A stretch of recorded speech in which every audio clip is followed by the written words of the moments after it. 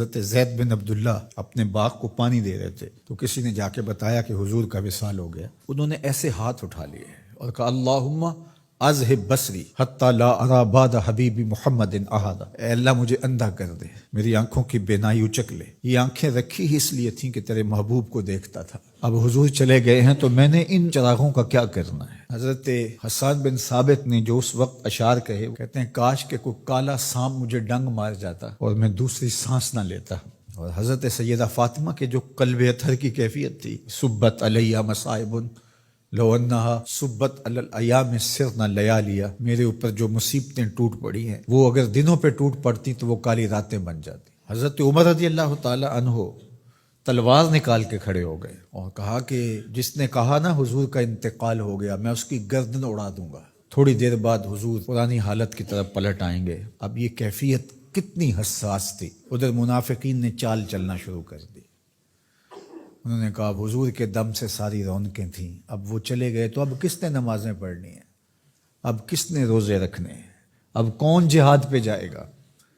جب وہ ہی نہیں رہے تو ساری کہانی ختم ہو گئی. تو انہوں نے اس طرح سے چال چلنا شروع کر دی. اور حضرت عمر کہتے تھے کوئی بولے تو صحیح. کتنا نازک وقت تھا. اس وقت میں حضرت ابو بکر آئے رضی اللہ تعالیٰ عنہ. ان کا کلیجہ تو پھٹ رہا ہوگا، لیکن یہی موقع تھا حضور کے مشن کو، حضور کی فکر کو، حضور کے دیے ہوئے نظام کو سنبھالنے کا. اور اپنے جذبات کو کس طرح کنٹرول کیا ہوگا. اپنے آپ کو پوری طرح سنبھال کر کے لوگوں میں آئے اور دیکھا کہ لوگ جمع ہیں اور حضرت عمر رضی اللہ تعالیٰ عنہ غصے میں تلوار لہرا رہے ہیں. خبردار اگر کسی نے کہا کہ حضور کا انتقال ہو گیا تو آپ ایک اونچی جگہ پہ کھڑے ہوئے، لوگوں کو متوجہ کیا. حضرت صدیق اکبر رضی اللہ تعالیٰ عنہ کا اس وقت کا جو خطبہ ہے، اس نے اس وقت اسلام کو سنبھالا جب منافق بڑی باریک چال چل رہے تھے. اب حضرت ابو بکر آئے اور کھڑے ہوئے، کہا لوگو مجھے بتاؤ تم اللہ کی عبادت کرتے تھے یا رسول اللہ کی عبادت کرتے تھے؟ تو لوگوں نے کہا اللہ کی عبادت کرتے تھے. تو کہا اللہ آج بھی زندہ و موجود ہے، اللہ کل بھی زندہ و موجود تھا، وہ حی ہے لا یموت ہے. اللہ اکبر. پھر انہوں نے وہ آیت کریمہ پڑھی وما محمد الا رسول قد خلت من قبلہ الرسل. اور صحابہ فرماتے ہیں ہمیں لگا کہ جس طرح یہ نازل اسی وقت کے لیے ہوئی تھی. اور پھر لوگ سنبھلے اور پھر حضرت سیدنا صدیق اکبر رضی اللہ تعالی عنہ نے اس مشکل وقت دین کو سنبھالا اور پھر حضور علیہ الصلوۃ والسلام کے مشن کے لیے کھڑے ہوئے. لشکر اسامہ بن زید بن حارثہ رضی اللہ تعالیٰ عنہ کو روانہ کیا جا چکا تھا. حضور نے خود روانہ کیا تھا. ابھی جرف کے مقام پر ہی یہ لشکر پہنچا تھا، مدینہ المنورہ سے تھوڑا باہر نکلا تھا کہ حضور کے وصال کی خبر آئی تو یہ واپس آ گئے. تو بعض صحابہ نے کہا کہ اب مدینہ المنورہ کے حالات وہ نہیں رہے، اطراف کے اندر قبائل سر اٹھا سکتے ہیں جو دبے ہوئے تھے. اب حضور کے وصال کی خبر پھیل گئی ہے تو کوئی مدینہ المنورہ پر حملہ نہ کر دے. اور بہترین جنگجو اس لشکر میں شامل ہیں، تو اگر حملہ ہو گیا تو پیچھے سے دفاع نہیں ہو پائے گا، تو لہٰذا اس لشکر کو حکمت یہ ہے کہ روک لیا جائے. حضرت صدیق اکبر رضی اللہ تعالیٰ عنہ نے کہا کہ نہیں، یہ حضور کا روانہ کردہ ہے، جا کے رہے گا.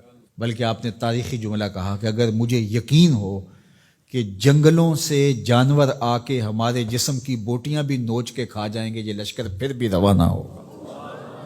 لوگوں نے حضرت عمر سے کہا کہ ضرور لشکر کو روانہ کریں، لیکن حضرت ابو بکر رضی اللہ تعالی عنہ سے اتنا کہیں کہ امیر لشکر کو معزول کر کے کوئی اور قریشی سردار بزرگ اس کا امیر بنا دیا جائے. 9 عمر لڑکا ہے، دوسرا غلام زادہ ہے، تو بڑے بڑے قریشی سردار اور جنگجو ان کی قیادت کو قبول کرنے سے انکار نہ کر دیں. تو وہ گئے اور جا کے کہا کہ بڑے بزرگوں کی یہ رائے ہے کہ آپ ضرور لشکر کو روانہ کر دیجئے، لیکن اتنا کیجئے کہ امیر لشکر کو تبدیل کر دیجئے.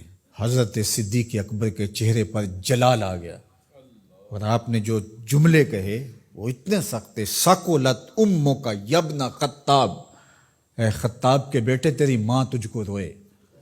استعملہ رسول اللہ وقد تامرنی ان اعزلہ، ان کو امیر لشکر اللہ کے رسول نے مقرر کیا ہے اور میں کون ہوتا ان کو معزول کر دوں. کہا لشکر جائے گا، اسامہ بن زید کی قیادت میں جائے گا، جس نے جانا ہے جائے، جس نے نہیں جانا میں کوئی پرواہ نہیں ہے، چونکہ ان کو امیر لشکر اللہ کے رسول نے مقرر کیا. اللہ اکبر. پھر جب لشکر اسامہ کو روانہ کیا حضرت صدیق اکبر نے تو حضرت اسامہ کے گھوڑے کی باک اپنے ہاتھوں سے پکڑی اور اسامہ کو اوپر سوار کیا رضی اللہ تعالیٰ عنہ کو، اور نیچے ساتھ پیدل چلے، اللہ اکبر، اور ساتھ یہ کہتے جاتے تھے اسامہ تو وہ ہے جس کو میرے رسول نے مقرر کیا ہے۔ اور پھر یہ لشکر کامیاب اور بامراد ہو کے لوٹا۔ تو یہ سیدنا صدیق اکبر رضی اللہ تعالیٰ عنہ کا حضور علیہ السلام کے فیصلوں کو من و عن قبول کرنے کا جذبہ تھا، جس انداز سے انہوں نے حضور علیہ السلام کی فکر پہ پہرا دیا، حضور کی تعلیمات کو اجاگر کیا اور حضور کے فرمان کو حرف آخر سمجھا، اور اس کے بعد انہوں نے اپنی رائے کو وہاں فنا کر دیا۔ صلح حدیبیہ کا موقع آیا تو 1400 اصحاب تھے، قریش نے کہا ہم عمرہ نہیں کرنے دیں گے، تو وہاں سے ایک معاہدے کے ذریعے واپس آنا ہوا۔ تو حضرت عمر نے کہا ابو بکر ہم دب کے صلح کیوں کریں، صلح کی شرائط تو برابر کی ہونی چاہیے۔ تو حضرت ابو بکر صدیق کا صرف ایک لفظ دیکھیے، انہوں نے کہا عمر کیا یہ صلح نامہ حضور نے قبول کیا ہے؟ کہا کیا ہے۔ کہا ہوا رسول اللہ، کہا وہ اللہ کے رسول ہے۔ اللہ اکبر، کثرت صوم و صلات کی وجہ سے افضل نہیں ہے، بلکہ حضور کے لیے اطاعت و انقیاد، فرما برداری، اور حضور علیہ السلام کے لیے بس اپنے آپ کو قربان کر دینے کا وہ جذبہ، وہ آپ یہاں دیکھتے ہیں تو بدرجہ کمال آپ کو نظر آتا ہے۔ فرمایا کہ میں اللہ کے علاوہ اگر کسی کو خلیل بناتا تو وہ ابو بکر کو بناتا، لیکن میرا خلیل اللہ ہے۔ اللہ اکبر، امن الناس بر مولائے ما، کلیم اول سینائے ما، ہستیو کشت ملت راچو ابر، ثانیے اسنین و غار و بدر و قبر۔ دیکھیے کہاں کہاں حضور کی قربت۔ یہ شک ہووی تے چل مدینے، جے شک ہووی تے آ تک لے جوڑ مزاراں دا بن یار نبی دیاں یار۔